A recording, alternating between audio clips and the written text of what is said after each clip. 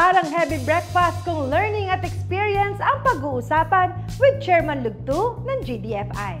Kaya naman, narito pa ang pagpapatuloy ng kanilang kwentuhan.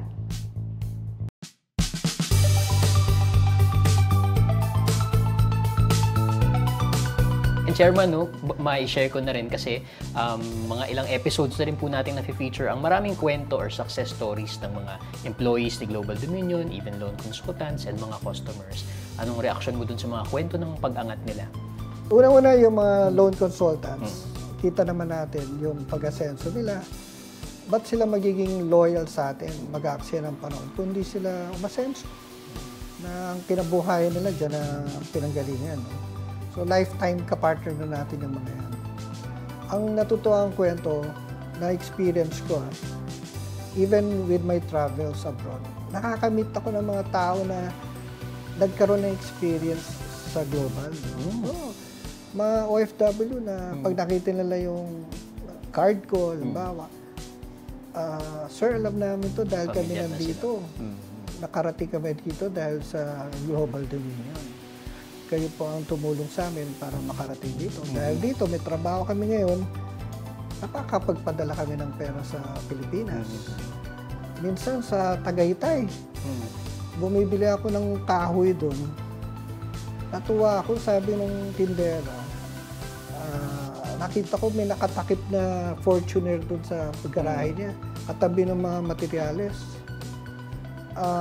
Nung mga third visit ko, sabi ko, baka kailangan yung mag-expand ng business. Andito yung Global Dominion. Ako po, I can represent Global. Binigay yung card ko.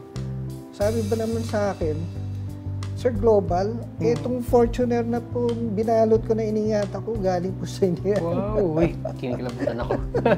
dami kong kwentong ganyan. Ayan ang patunay na talagang hashtag ka-partner mo sa pag-angat ng Global Dominion. Even umabot ako ng Scotland. Sarap yung kwento to Nasa train ako. Kailangan ko ng coins. Wala akong barya. Para pantip doon sa nagkarga ng maleta. So, ganun ako ng ganun. May nag-abot bigla. Na, obviously, Pilipina. Na medyo may edad na rin.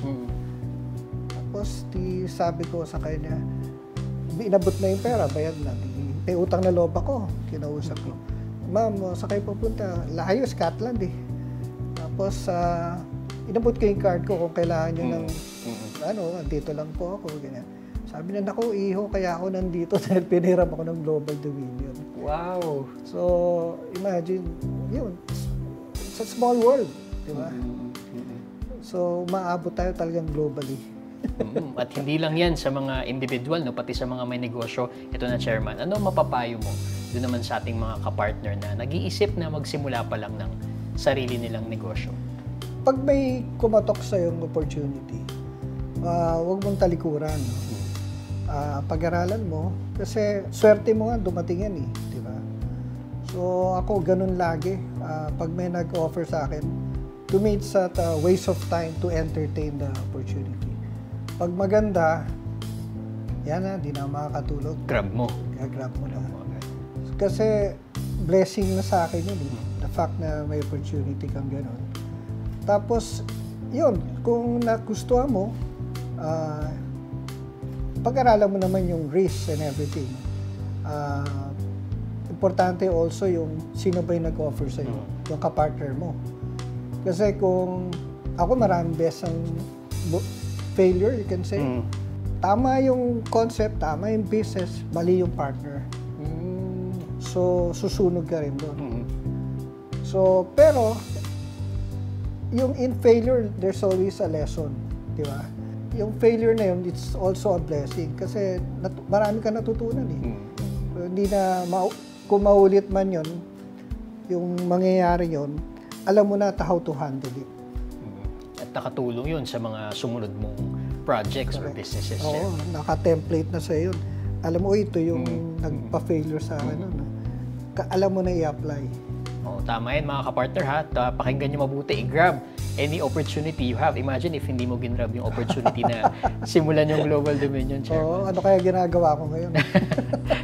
Final question, Sir Robbie. Ano naman ang mapapayo mo dun sa mga kapartner natin na meron ng negosyo ngayon pero may takot or may fear na mag-expand ng kanilang negosyo. Existing pero Yes. may takot. Yung takot, lumalabas yan pag di mo kabisado yung negosyo mo. Di ba? Wala kang tiwala sa sarili mong negosyo, di ba? Pero once alam mo yung negosyo mo, like I always say, like the palm of your hand, wala ka nang ikakatakot, itataya mo na lahat. Kasi kabisado mo yung mangyayari. So in a smaller scale, meron kang projections, meron kang advisor na magsasabi sa'yo, ito yung negosyo, ito yung kinikita natin, ito kailangan natin supply, ito kailangan natin bilhin, ito overhead natin. So yung financials talaga. Importante yun. Ako natutunan ko na lang yun dito. So, it will tell you where you're going. So, huwag na kayong matakot. Kung nakikita naman yung trend ng negosyo nyo, paakyat. So, yun lang ang ma-advise ko. Para po doon sa mga gusto maging bahagi ng Global Dominion or mag-apply ng loan, punta lang po kayo sa aming website, gdfi.com.ph. Ako, si Ruben Y. Lugtu II, Chairman of Global Dominion, ang kapartner nyo sa pag-angat. Wow! Thank you, Ayan, and of course, sa ating chairman na si Mr. Robbie Lugtu. Salamat po sa pag-take nyo ng risk. Dahil sa inyo, mayroong GDFI ngayon. Tama, at doon din natin makikita yung kahalagahan ng pagkakaroon ng tamang partner sa pagkamit ng success. Kaya din pala ganun sa atin ang GDFI, tamang kapartner. Kaya sa mga gustong maging kapartner o katulong ang GDFI sa business, dream, or expansion, bisitahin ang aming website, gdfi.com.ph. Dahil dito sa Global Dominion, #pwede pala!